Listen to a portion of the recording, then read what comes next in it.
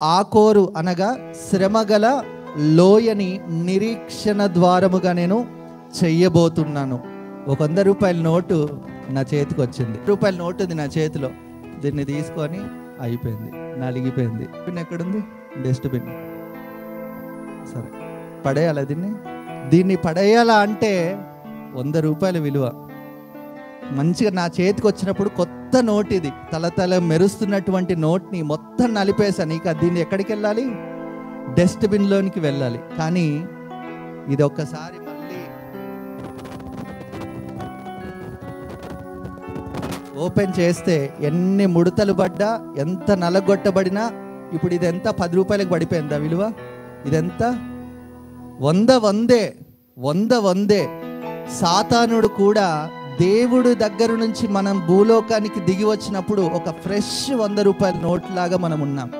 కానీ సాతాను చేతిలో పడి లోకాకర్షణ చూపించి వాడు నలిపి మనకి స్థితిగతులు లేక, ఆదరణ లేక, గాలివాన చేత కొట్టి అనగొట్టి చివరికి డస్ట్బిన్లో మనల్ని పడేయాలని చూస్తూ ఉన్నాడు. చివరికి నిత్య నరకాగ్నిలో మనల్ని త్రోసివేయాలని చూస్తూ ఉన్నాడు.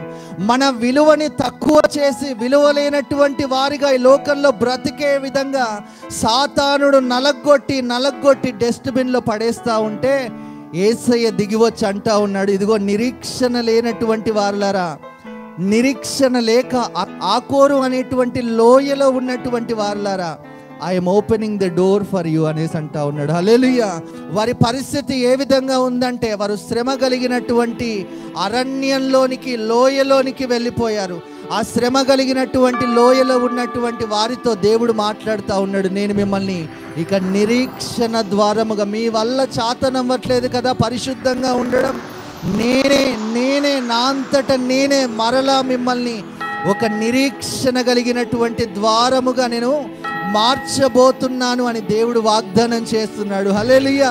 ఈ రాత్రి కాలపు వేళలో ఇదిగో ఎందరైతే ఇంకా ఆ విల్డర్నెస్లో, ఆ వ్యాలీలో, ఆ లోయలో ఉన్నారో వారికి అందరితో దేవుడు తెలియచేస్తున్నటువంటి మాట, ఇదిగో నేను ఒక ద్వారాన్ని మీ ఎదుట తెరిచి ఉంచాను. అదే నిరీక్షణ కలిగినటువంటి ఆశీర్వాదకరమైనటువంటి ద్వారం. హల్లెలూయా.